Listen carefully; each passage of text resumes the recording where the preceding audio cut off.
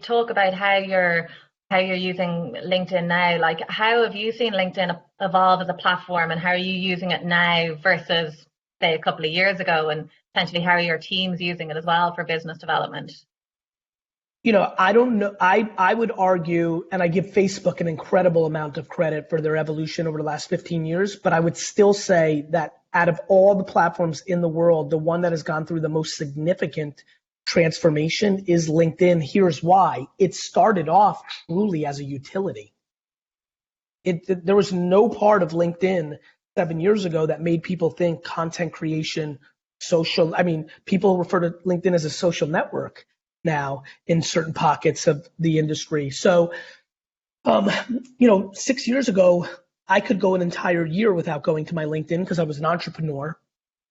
I wasn't looking for jobs, and, the end pretty much. Now, I would argue that when I have a business objective, it's the first place I think about. And so, it's also evolved into VaynerMedia. We, produce an enormous amount of broad content with other CMOs, not even our own clients.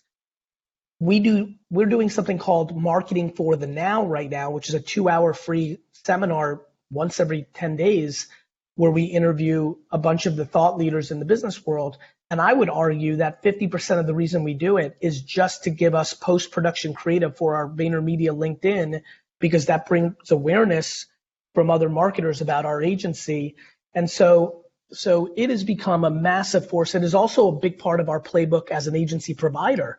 We have become very aggressive going after B2B clients because we think instead of doing print ads in the B2B magazine or buying $1 million booths at conferences, that LinkedIn content strategy is the single best strategy for every B2B marketer. And now, even scarier, last night I was talking to a food CPG company.